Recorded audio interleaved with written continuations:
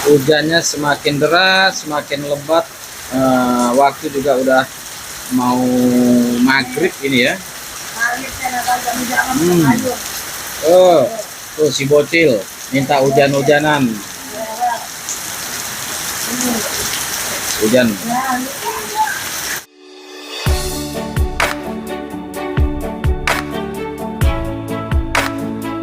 Assalamualaikum warahmatullahi wabarakatuh. Sahabat YouTube, kali ini kami akan bercerita tentang kisah kasih cinta kami berdua, dari mulai perkenalan terus sampai pacaran. Itu yang kami mau ceritakan kepada sahabat YouTube semua. Yuk saksikan gimana keseruan cerita kami berdua. Mah, dulu masih ingat gak sih kalau awal pertemuan kita tuh sama Mama tuh gimana? Masih ingat gak kisah-kisahnya dulu itu? Masih inget sih. Terus kalau inget tuh kayak pengen ketawa sendiri gitu. Ingat masa-masa yang lucunya, yang nggak nyangkanya kok bisa gitu loh. Padahal tidak disengaja loh, kita di suatu tempat itu sedang apa ya, waktu itu kan sedang ada ya musibah lah di antara keluarga papa dan keluarga aku, bertemu di suatu tempat, nggak nyangka juga kan. Jadi dulu ceritanya tuh, kakak saya tuh sakit dan dirawat di salah satu di rumah sakit di Bogor. Nah terus istri saya ini, adiknya yang sakit dirawat juga di rumah sakit sana. Jadi ketemunya di sana, di rumah sakit itu kita awal mula ketemunya, awal mula kenalnya itu di situ. Bisa nggak sih Mas ceritain sedikit, siapa sih yang sakit dulu itu? Kalau pada waktu itu yang sakit itu kan tuh adekku yang bungsu, Nur Hasanah. Kebetulan dia lagi dirawat di situ. Nah, pas sebelahan aku itu kebetulan papa dan kakaknya yang sedang dirawat. Pada saat itu aku inget banget ya, papa itu ya, masa ya ala-ala apalah pokoknya, entah cuman alasan atau apa, minta air. Padahal di situ dia ada air di teko. Aku dulu minta ini ya, minta air ya. Oh ya, aku minta air ya, biasalah cowok itu kan suka-suka nyari perhatian gitu kan, ada aja alasannya yang diminta. Minta air lah, suka nanya alamat gitu lah ya Maya dulu ya. Nah, Pada saat itu pertama papa minta air. Eh, Teh minta air dong, gitu kan. Terus aku tahu dia tuh ada air di teko, cuman aku tidak mau mempermalukannya ya kan. Jadi aku bilang aja, oh iya boleh. Dikasihlah sama aku. Setelah minta air, dia nanya-nanya lah segala, tinggalnya di mana gitu kan. Terus dia nanya boleh main apa enggak. Terus kataku itu masa dari minta air sampai ke sana-sana gitu loh. Kayaknya ada sesuatu deh kalau menurut aku mah gitu kan. Sampai inget nggak papa? Ada ibu-ibu pas sebelahan panjang yang keberapa dari yang dirawat itu ada yang ngomong kayak gini. Dia kan nungguin anaknya juga di situ. Ini biasanya kalau yang ketemuan begini di rumah sakit pasti jadi deh. oh iya, Katanya Bapak. gitu. Iya, iya papa ingat tuh, ibu-ibu yang sebelah kita ya, dia ngomong kayak itu ya. Emang bener ya, oh ibu itu ngomong ya. Iya benar. Jadi seperti apa? Omongan ibu itu seperti kayak doa ya. Ya pas ngomong, pas kebetulan malaikat mengaminkan mungkin ya lewat ya. Benar-benar kita tuh jadi jodoh ya. Terima kasih banyak tuh si ibu itu udah mendoakan semoga jadi, dan alhamdulillah sampai sekarang tuh sih ya memang udah jadi sih. Bahkan sudah punya cucu. Nih si bocil kita, cucu kita, cucu kesayangan.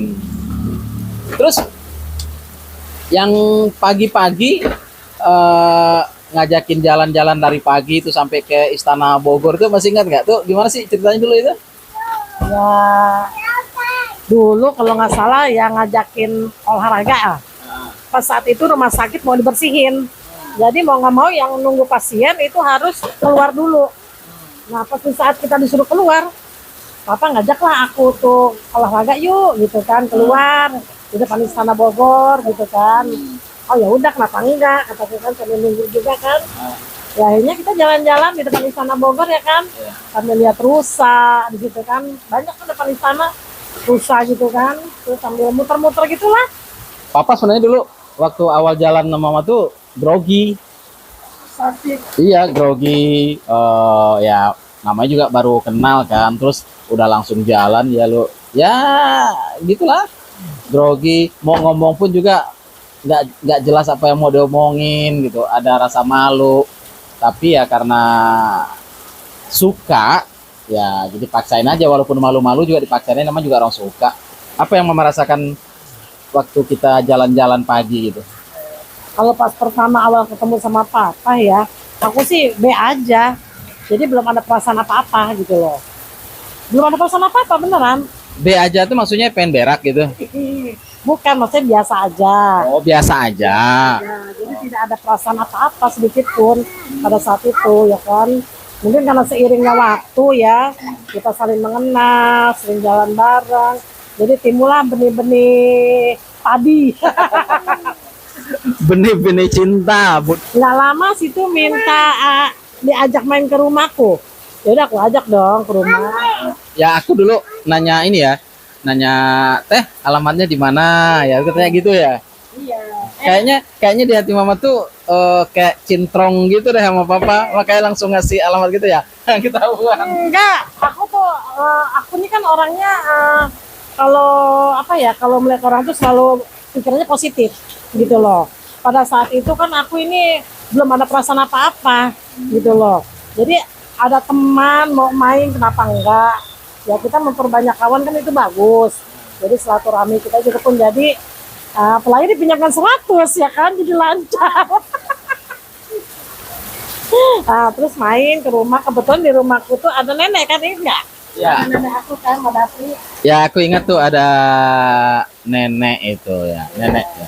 Terus Tapi jujur pas udah dikasih jalan yang pertama itu, aku tuh hatiku tuh berbunga-bunga tuh waktu itu, berbunga-bunga.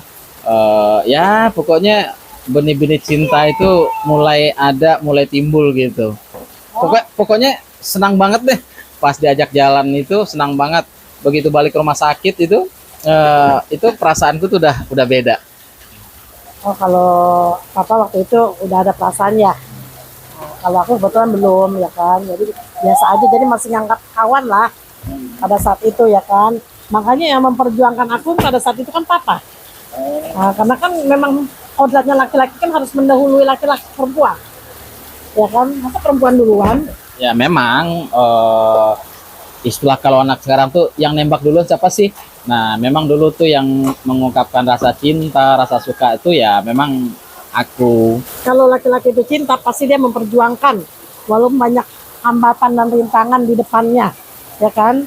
Jadi ya Kalau hambatan dan rintangan mau jangan ditanya, berlika-liku, penuh dengan rintangan. Tapi alhamdulillah semua itu bisa dilewatin berkat cinta, benar-benar suka, benar-benar cinta, jadi semua itu bisa dilewatin. ya itu juga kan karena Allah juga yang mempersatukan kita pada saat itu ya kan. Walaupun masing-masing di antara kita ya itulah sudah ada teman dekat pada waktu itu, baik papa ataupun aku. Kalau belum jodoh pasti kan nggak jadi ya kan.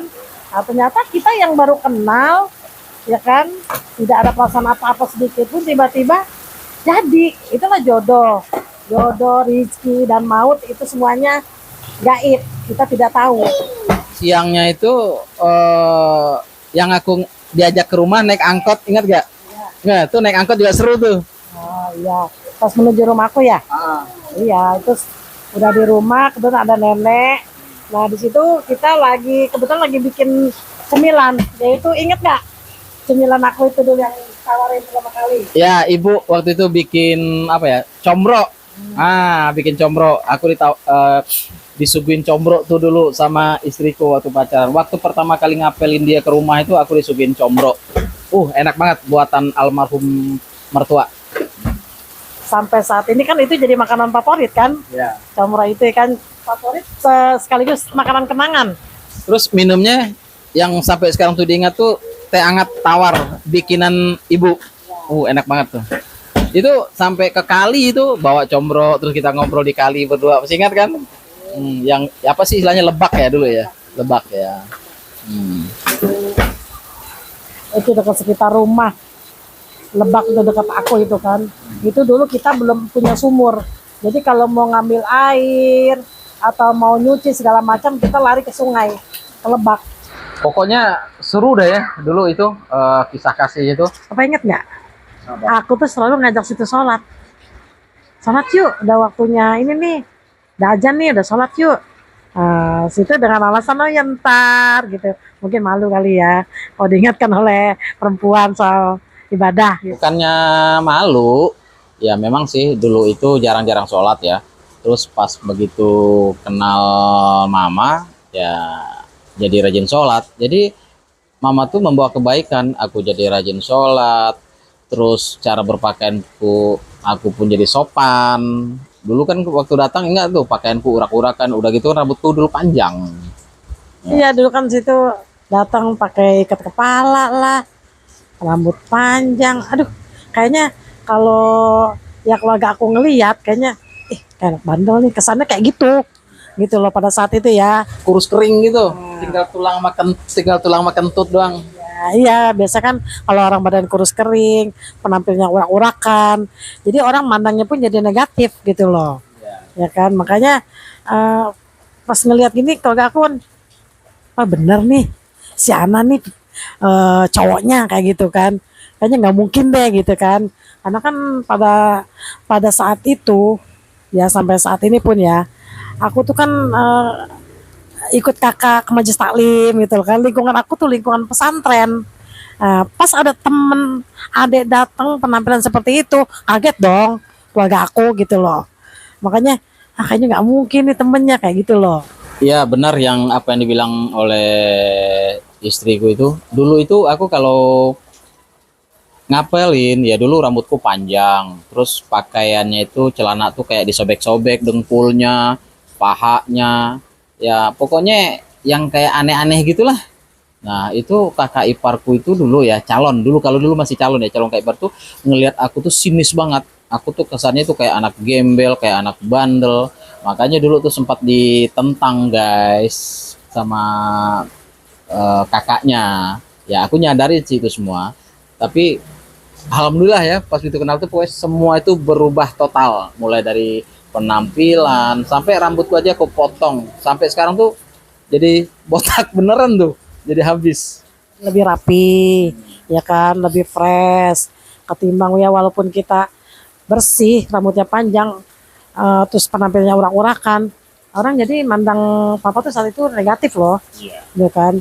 Tapi kalaupun kita ini ya nggak baik banget, terus penampilan kita rapi, orang mandang pun jadi positif.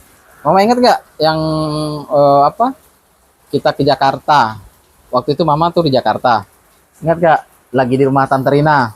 Nah itu baru tuh bisa teleponan tuh. Papa teleponan soalnya Tante Rina ada telepon kan, papa nelpon dari telepon umum. Itu pas dengar suara mama tuh senangnya minta ampun. Itu sambil megang gagang telepon itu sampai gemetaran tangan itu pas dengar suara mama tuh, saking bahagianya dengar suara bidadari yang kita cintai. Bener ya, pada saat itu aku kan tinggal dengan tante dan omku di daerah Kemayoran ya kan. Nah itu rumah susun yang dulu kita tempatin Ya, di Apron gitu kan. Nah itu ada telepon, itu kan aku tuh lantai berapa gitu kan. Nah kebetulan teleponin tante itu kan dia punya toko di bawah. Pas ada telepon tapi aku harus ke bawah, itu aku pun sampai berlari-lari kecil ambil ke sandung pada saat mendengar telepon dari papa gitu loh. Ya seneng gitu loh kan, karena kita berpisah agak lama juga kan. Karena kan pada saat itu kan aku harus ya ikut sana, ikut sini. Pada saat itu aku kerja di Kemayoran. Yang nggak kalah lucunya nih guys, pernah kan dulu mama kirim surat. Aku tuh terima surat dari pacar dulu, dari dia aku terima surat. Bacanya itu sehari bisa kali 7 kali dalam sehari. Dan yang lebih memalukan tuh kalau aku ingat sekarang tuh, aku bacanya tuh di WC karena Bacanya di WC, soalnya takut ketahuan sama kakakku.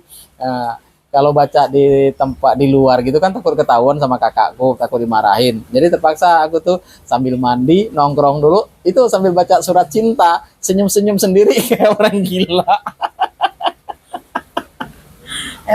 Itu namanya pelecehan. Masa baca surat cinta di kamar mandi sambil berak gitu loh. Aku tahu begitu, aku nggak mau ngirim surat cinta. Bacanya tuh enak tuh di kamar sambil tidur-tiduran menghayati. Nah ini sambil gitu gimana gitu loh. Ih, Aku kan tinggal sama kakak. Nah, kakak tuh kan ada usaha mebel. Jadi tuh tidur bareng-bareng aja sama teman-teman sama anak-anak buahnya yang lain. Udah gitu, yang namanya kita masih bocah, kalau ngebaca surat tuh kayaknya ada takut kelihatan segala macem, makanya bacanya di kamar mandi sambil mau dibilang sambil ngeden kayak mau sambil apa ya, memang kenyataannya seperti itu. Tapi benar loh guys, aku tuh baca dalam sehari itu bisa 7 kali. Ada satu kata-kata yang aku ingat dan nggak bisa lupa tuh sampai sekarang. Salah satu isi suratnya tuh gini, dari pacarku itu, dari istriku itu bilangnya begini: kamu adalah yang pertama dan yang terakhir dalam hidupku. Itu yang aku kenang dari dulu sampai sekarang, dan mungkin itu yang membuat aku tuh cinta banget sama dia, yang membuatku tuh aku sayang banget sama dia. Nah, udah gitu ya, nomor satunya sih sisi agamanya ya, agamanya bagus. Dia ngajarin aku tuh sholat, dia ngajarin aku berbuat baik, kalau aku salah dia selalu nasihatin. Nah, itu dulu itu ya, momen-momen lucu waktu-waktu pacaran itu yang aku kenang dulu itu. Tapi sekarang tuh kalau dibilangin kayak gitu, oh enggak, aku nggak merasa menulis kayak gitu, suka-suka lupa gitu, padahal dia yang nulis kayak gitu loh. ya malu lah kalau dibahas soal itu ya, gengsi gitu loh.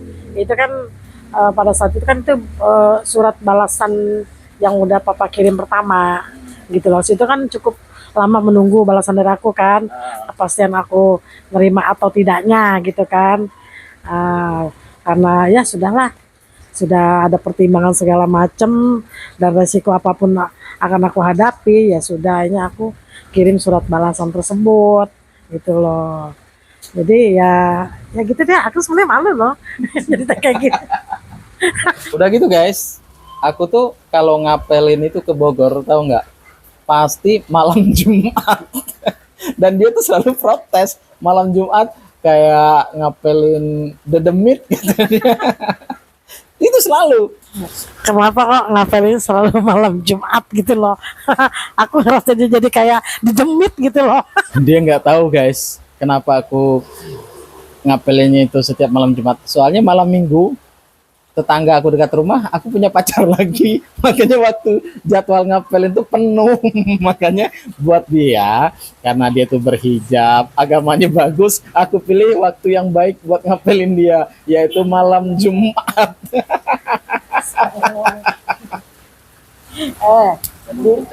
Iya. Di mana-mana tuh kalau jadwal penuh itu jadwal kerja ya kan, atau jadwal syuting. Nah ini jadwal ngapelin gitu loh. Aduh, ini udah gitu aku ternyata di hari-hari yang lain dia ada guys. Aku pikir cuma aku seorang. Aduh, kalau aku tahu begitu mah oh no deh. Udah nikah, lagi bercanda-canda, terus aku bilang kenapa aku dulu ngapelin hari Jumat. Aku ceritain kayak gitu, dia marah, tersinggung dia.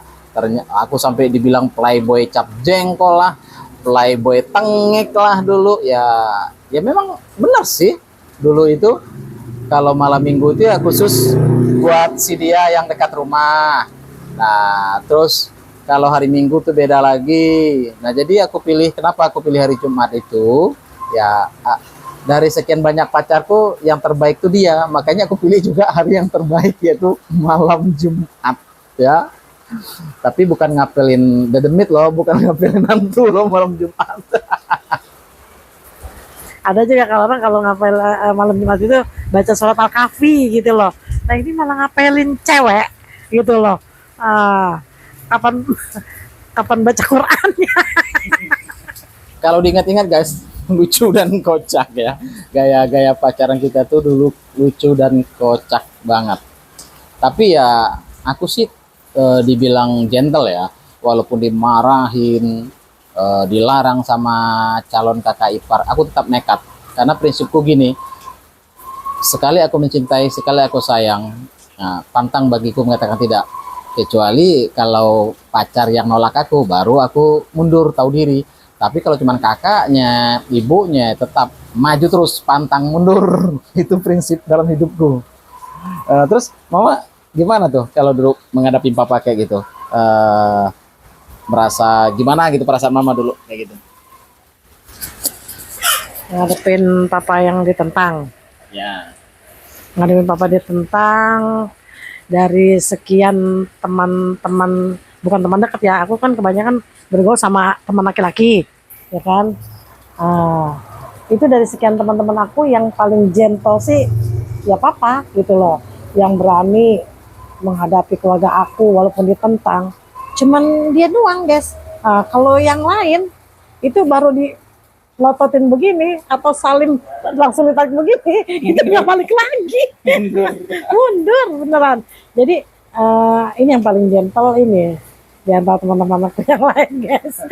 Benar asli. Kalau yang lain itu assalamualaikum nggak dijabat tangan diginiin, wah besok udah langsung nggak mau datang lagi. Nggak mau kenal juga. Nah itulah, kalau kita kan harus nyari yang berani, yang gentle ya kan, jangan penakut. Nanti kalau jadi penakut gimana coba, repot.